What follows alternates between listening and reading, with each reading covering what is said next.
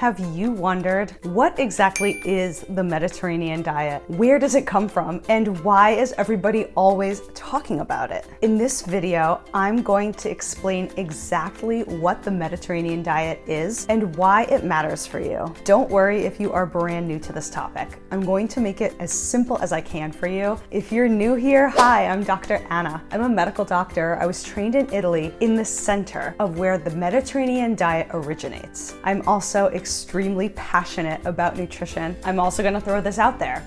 I am not being paid to say this by anyone. I truly believe in this diet. I have lived this way for many years. It is an amazing way to approach food and eating, and I promise that you will enjoy it. So before we dive in, let's unpack the definition of what the Mediterranean diet really is. And in order to do that, we need to clear up some confusion about this diet. The first being that it's really not a diet the way we think about diets like Weight Watchers or the DASH diet or the Atkins or the keto or the paleo, because the Mediterranean diet is a whole lifestyle. It is an approach to eating that is rooted in certain foods more than others, but it's not counting calories. It's not telling you what to eat, what not to eat. It's not restrictive. Instead, it's an emphasis on whole foods, mostly from plants, but also from fish or animals, that is going to give you all the nutrition that you need. It's super balanced, it's super natural, and it's been around for hundreds, if not thousands of years. So it's also backed up not just by clinical trials, which there are a lot of those, but also by decades and decades and centuries, really, of people eating this way and living this way. So it passes the test of time, which unfortunately, a lot of the diets that we hear about today, they don't have that kind of evidence. Now, I want to break down for you guys a really nice research article. Wow. It's a literature review, meaning it's an assessment of a lot of other research articles combined, drawing a conclusion. And these authors from Australia broke down 3 different official Mediterranean diet pyramids. So let's take a look at these.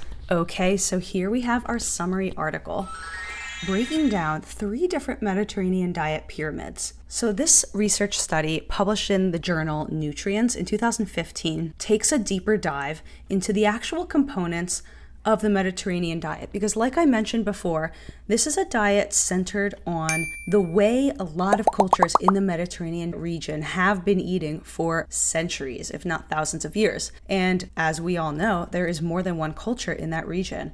Most people think about Italy or Greece, but also southern France, southern Spain, Turkey, Israel, northern Africa. A lot of these cultures are also rooted in the Mediterranean diet. So to keep in mind that it is not just one cuisine.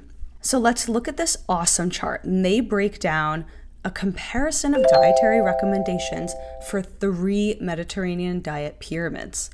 They categorize it by foods, and you can see it's pretty much set up as the most abundant to the least abundant component of the diet. So on the left, what is the one thing that is common across the board is olive oil and vegetables and fruits. Every single culture of the Mediterranean region consumes olive oil, vegetables, and fruits in abundance. So you can see in this schema that pretty much every meal, olive oil, vegetables, fruits, breads, and cereals. So cereal, they're not referring to cereal like a breakfast cereal in terms of Chex or Cheerios. What they're really talking about are different grains. So think about these in whole form: rice, buckwheat, whole wheat berries, oats, spelt, amaranth, farro, rye. So these are all whole grains in their natural form, as well as legumes, a lot of beans. So things like chickpeas, black beans, lima beans, red beans, kidney beans, but also lentils. These diets also eat a lot of nuts. Think of things like almonds, walnuts, pistachios, even cashew nuts. In addition, these regions, being centered around the Mediterranean Sea, not so surprisingly, consume a lot of fish and a lot of seafood. And this by default causes them to eat less red meat and less other kinds of meat like poultry. They still do, but just less. That seems to give a lot of an effect on the risk for cardiovascular disease. When people are eating more fish than they are eating meat, we see a decreased risk of cardiovascular disease, things like atherosclerosis, or that fatty plaque that builds up inside of blood vessels could eventually clot, clogging them up, and then leading to something like a heart attack or a stroke. As well, these cultures eat eggs, poultry, dairy, and often, if we think about the historical way that these diets were consumed, there was not 1% yogurt or 1% milk in the grocery store. They were actually eating it in whole form. However, because in our modern culture, we do have the ability to remove some of that fat, it tends to do us more good because we're lowering the amount of saturated fat that we eat. And the saturated fat is the kind of fat that comes from animals and animal products and often increases someone's risk for cardiovascular disease. And like I mentioned, they do still eat red meat in the Mediterranean diet, but it is the least likely thing they're going to eat. So it's just a couple of times a week. It's at holidays and special occasions.